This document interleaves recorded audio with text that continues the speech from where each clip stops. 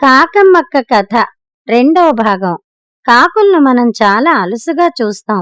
కాకి చిరకాలమున్న నేకార్యమగును అనే పద్యం మీరు చదివే ఉంటారు. లోకులు పలుగాకులు అని సామెత ఒకటుంది. ఈ విధంగా మనం కాకులను తిడతాం. కానీ కాకులు చాలా గొప్పవి. మనకు తెలియని విషయాలు కాకులకు తెలుసు. కాకి గుమ్మం ముందు నిలబడి అరిస్తే మన ఇంటికి చుట్టాలు వస్తారు. చచ్చిపోయిన వాళ్ల మనస్సుల్లో ఏవైనా తీరని కోరికలుంటే కాకులు పిండాలు ముట్టవు. అప్పుడు మనం చచ్చిపోయిన వాళ్ల కోరికలు తీర్చటానికి ఒప్పుకుంటాం.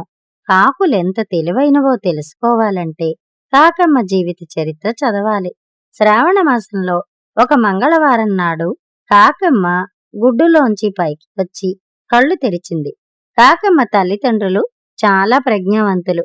ఎండు పుల్లలు, చీపురు పుల్లలు, రకరకాల ఈకలు పెట్టి అందంగా గూడు కట్టడం వాటికి తెలుసు. పుట్టినప్పుడు కాకమ్మ ఏమీ అందంగా ఉండేది కాదు. ఈకల్లేని ఒళ్ళు, బోడి తల, తలకన్నా పెద్ద ముక్కు, చూస్తే ఎవరికైనా నవ్వొచ్చేది. కాని మనం కాకి పిల్లల్ని చూసి నవ్వరాదు. నవ్వితే వాటి తల్లిదండ్రులకు కోపం వస్తుంది.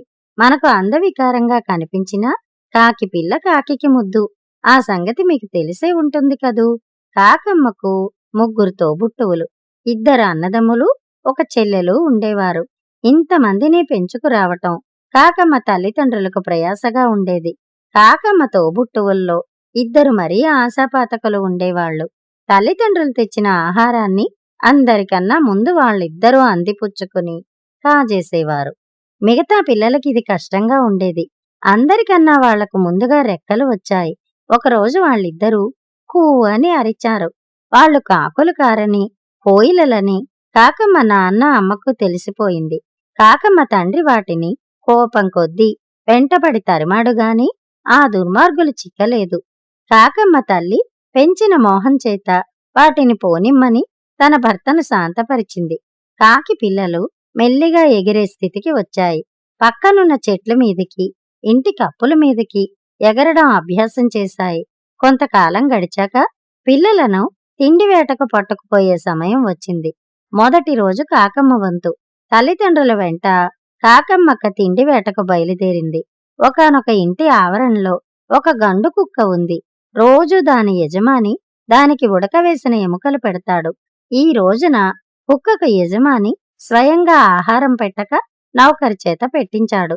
అందుకని కుక్క అలిగి నేలమీద పొర్లాడుతోంది.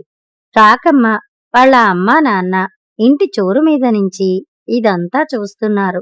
కాకమ్మ తండ్రి కాకా అని అరిచాడు. కుక్క వాళ్ళకేసి నిర్లక్ష్యంగా చూసింది. కాకమ్మ తల్లి కాకా అని అరిచింది. కుక్కకు కోపం వచ్చి మొరిగింది. మళ్లీ కాకమ్మ తండ్రి అరిచాడు. ఈసారి కుక్క పట్టించుకోలేదు. దానికి కాకుల మీద విసిగెత్తింది. ఈ సంగతి గ్రహించి కాకమ్మ తల్లి కా అని చిన్న కేక పెట్టి కుమార్తెను హెచ్చరించింది. కాకమ్మ రివ్వున వాలి ఒక ఎముక అందుకుని మళ్లీ వచ్చి తల్లిదండ్రులను చేరుకుంది. కాకుల కుటుంబం అక్కడ్నించి కదిలి బండరాముడు గారింటికి చేరుకున్నాయి. కాకమ్మ తల్లిదండ్రులు బండరాముణ్ణి బాగా ఎరుగుదురు. వాడి దగ్గర వాళ్ళు ఎన్నో అప్పచ్చలు కాజేశారు. వాణ్ణి ఎన్నిసార్లో ఏడిపించారు. బండరాముడి అమ్మమ్మ చాలా ఆచారవంతురాలు. వాళ్ళింటో మాంసం వండుకోరు. ఆవాళ రాముడు వాళ్ల ఇంటి పంచలో తప్ప అన్నం తిననని మొండికేశాడు. వాళ్ళ అవ్వ పళ్ళెంలో అన్నం పెట్టుకుని మనవడికి వడ్డించటానికి వంట ఇంటి నుంచి వస్తోంది. ఆవిడను చూసి బెదిరి కాకమ్మ నోట్లో ఉన్న ఎముక కాస్త జార విడిచింది. అది కర్మం చాలక అవ్వ చేతిలో ఉన్న అన్నం పళ్ళెంలో పడింది. ఈ కాకులు పడిచావా, కంచెడు అన్నం గంజిగుంటలో పొయ్యాల్సి వచ్చిందే అని అవ్వ తిట్టుకుంది. అవ్వ చాలా చెడ్డది. అసలే రేషన్ రోజులు కదా, అటువంటప్పుడు వృధాగా అన్నం పారేస్తారా? పోనీ పారేసేది ఏ కాకులకో వెయ్యక గంజిగుంటలో పారేస్తారా? ఎముకలంటే అవ్వకు అంత లోకువా? అవ్వ వెళ్ళిపోతుండగా కాకమ్మ తండ్రికి గారెల వాసన కొట్టింది. వంట ఇంట్లో గారెలు వండుతున్నది అవ్వ. కాకమ్మ వంటింట్లోకి జొరబడి ఒక గారె పట్టుకుంది. ఇంతలో తలుపు దబాలను మూసిన చప్పుడయింది. బండరాముడు అవ్వా, కాకి వంటింట్లో చేరింది, దబ్బునరా దబ్బునరా అని కేకపెట్టాడు. చంపు చంపు అని తిరిగి కేకపెట్టింది అవ్వ. కాకమ్మ తల్లిదండ్రులు చుట్టుపక్కల ఉన్న కాకులను గొంతెత్తి పిలిచారు. బండరాముడు పరిగెత్తిపోయి కాకమ్మను చంపడానికి పెద్ద గడ తెచ్చాడు.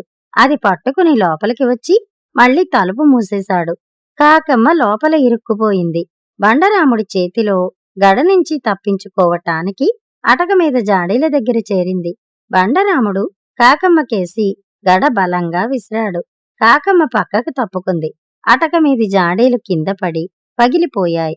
ఏం చేస్తున్నావురా బండవెధవా, చాలే నీ కాకివేట అని అవ్వ బయట్నుంచి